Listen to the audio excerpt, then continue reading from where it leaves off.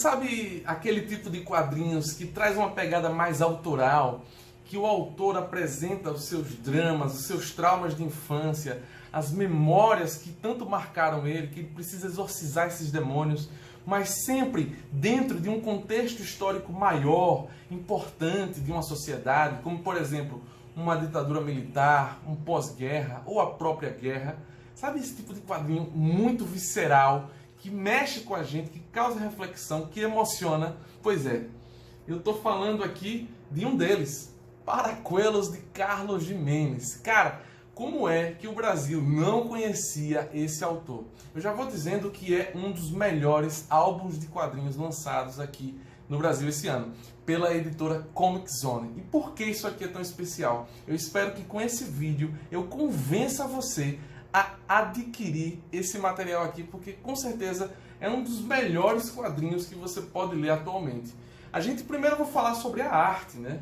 O Carlos Giménez é simplesmente um dos desenhistas mais incríveis que eu já vi, sem brincadeira nenhuma. Eu gosto muito do traço dele porque me lembra outro gigante, que é o Ziraldo. Vocês vão ver lá pro final desse último álbum aqui, o traço dele adquire uma estilização que parece muito com o traço do Ziraldo. No início, ele traz uma pegada mais rachurada, mais rabiscada, até um pouquinho, digamos que realista.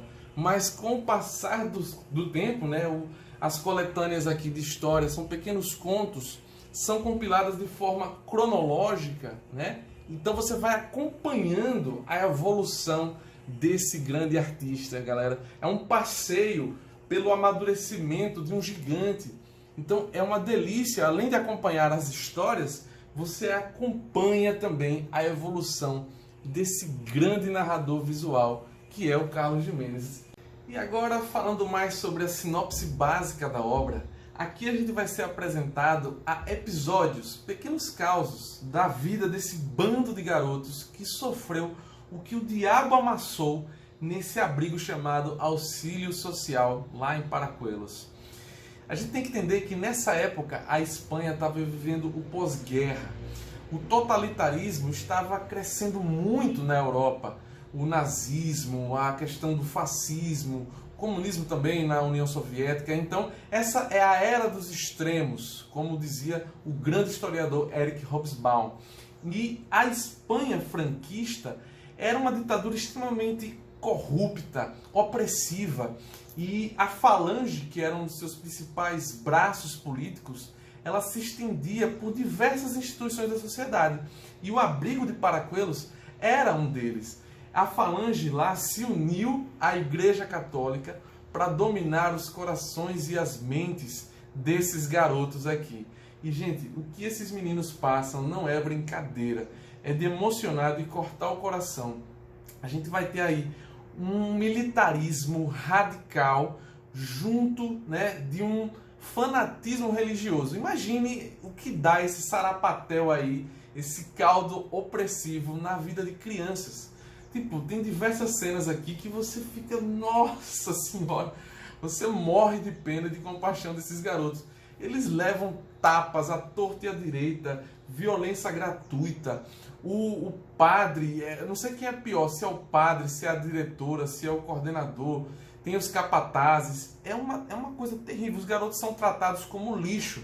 Eles são também expostos a uma vida de miséria, não tem alimentação básica, eles passam fome, eles sonham com comida, eles reviram o lixo para comer, eles guardam migalhas. Existem até as traficâncias internas ali entre eles. Eles começam a trocar migalhas de pão por serviços individuais. Você guarda um figo do almoço e troca por um brinquedo, ou então troca por... Tem um que vira escravo do outro, um que contrata um para bater no terceiro por causa de uma briga. Tudo isso envolvendo fome, sede, miséria, esses garotos sofrendo opressão de manhã, de tarde e de noite. Tem momentos aqui realmente que são desconcertantes. Até tem um padre aqui, o diretor-geral, ele até desenvolve uma técnica para você bater de um jeito que a criança não caia. Então você bate com as duas mãos assim, dá o popular telefone, puf! E aí a criança sofre o castigo ou a punição que ele acha devida, enfim, e ao mesmo tempo não cai, ou seja, você pode bater de novo, você pode ir batendo que ela não cai no chão. Você veja a que nível chega essas relações altamente opressivas. E a gente tem no Paracoelos um microcosmo que representa o contexto social da época. A gente tem que entender isso, é o fascismo. É uma sociedade extremamente conservadora, nacionalista e opressiva, com moralismo de goela, que diga-se, né, de passagem. Você só na frente dos outros, aquela coisa religiosa, mas por detrás, enfim. E assim, além disso tudo, a gente vai, além desse contexto terrível, o Carlos Giménez vai trazer também momentos de muita doçura, momentos singelos, de descobertas mesmo assim da infância, em que você até se sente nostálgico, lembrando da sua própria infância. Diversos momentos aqui, eu me lembrei, as descobertas assim, os meninos descobrindo aos poucos a sexualidade, aquela brincadeira, aí chega uma moça para trabalhar e ela é jovem, os meninos ficam loucos e tal, e que quer ver ela pelada, etc. E você tem esses momentos doces, sabe, da infância, da pré-adolescência. Ao mesmo tempo, tem uma coisa que ele traz aqui que aquece o coração, que é a paixão desses garotos, ou a maioria deles, pelos gibis, pelos quadrinhos. Os quadrinhos eram uma coisa que deixavam o dia deles melhor, sabe? Era aquela porção de felicidade num mar, numa infinidade opressiva de tristeza. Então ele coloca aqui, e isso tudo é real, né? São histórias reais, que o personagem principal, digamos assim, é o Pablito, é o Pablo Giménez, que é o, digamos assim, o personagem que representa o Carlos. Então ele tem o sonho de ser desenhista de gibi, e isso aconteceu na época, nesses episódios, né?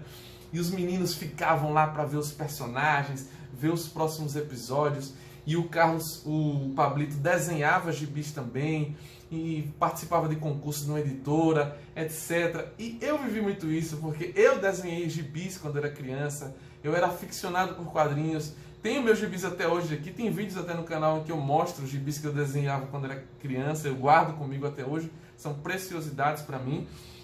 E traz essa nostalgia, esse amor aos quadrinhos e como a arte pode servir de refúgio em ambientes de profunda opressão. Eu acho que é uma mensagem também que o Paracoelos traz pra gente. E fora isso, ele vai retratar com muita perfeição as relações de poder dentro desse microcosmo autoritário que eu falei aí, né? Então você tem um que quer saber, que quer ser mais poderoso que o outro e que vai construir um sistema de favores internos ali, corrupto, enfim. E até isso acaba, digamos assim, resvalando, contaminando a própria mente dos garotos. Os próprios garotos entre si acabam se tornando também opressores.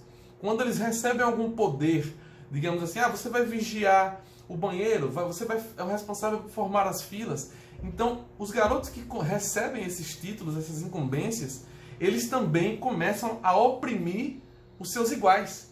Então, isso é uma reflexão muito interessante, porque até a gente pode pensar nas duas teorias assim, bem famosas no direito natural, que é o Hobbes e o Rousseau. O Rousseau ele traz a teoria do bom selvagem, que é o homem é bom, a sociedade que o corrompe. Já o Thomas Hobbes traz o homem é o lobo do próprio homem, já nasce com a natureza impura. Qual dessas vertentes está correta? Eu não sei. É uma discussão muito válida, que me lembrou muito aqui durante a leitura. E me lembrou também uma outra referência que eu deixo de indicação para vocês, que é o livro O Senhor das Moscas, do William Goldman. Esqueci agora o sobrenome do autor, mas O Senhor das Moscas é um clássico da literatura, incrível, um livro curto, gostosinho de ler. É uma fábula parecida com a Revolução dos Bichos, em que você vai ter garotos que acabam naufragando em uma ilha e tem que sobreviver ali. Então, eles não têm a presença de adultos, então eles vão se auto-organizar. E dentro daquele grupo ali vai ser formado as suas próprias hierarquias, seus próprios sistemas de opressão, enfim. Muito bom para você refletir também sobre a essência do ser humano. Não só sobre o contexto da época, um contexto histórico relevante do fascismo, mas ao mesmo tempo sobre a essência o que nos torna humanos, as relações de poder, né? Tudo isso. E não é à toa que eu tô com essa camisa aqui do Pink Floyd, que é outra referência que eu tiro também daqui, é o álbum The Wall.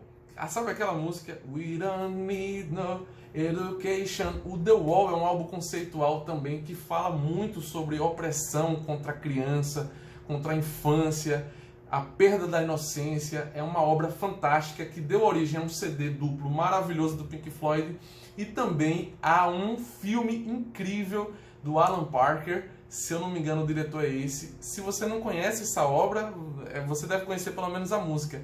Mas aprofunde nesse tema que também é uma discussão válida aqui para debater o Paracoelos.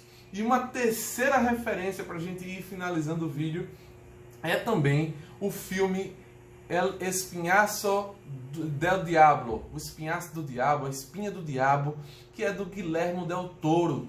O Guillermo del Toro é um autor que traz muito do contexto espanhol franquista em seus filmes. E é um cara que conquistou o coração de Hollywood, ganhou o Oscar de melhor filme com A Forma da Água em 2018, se não me engano.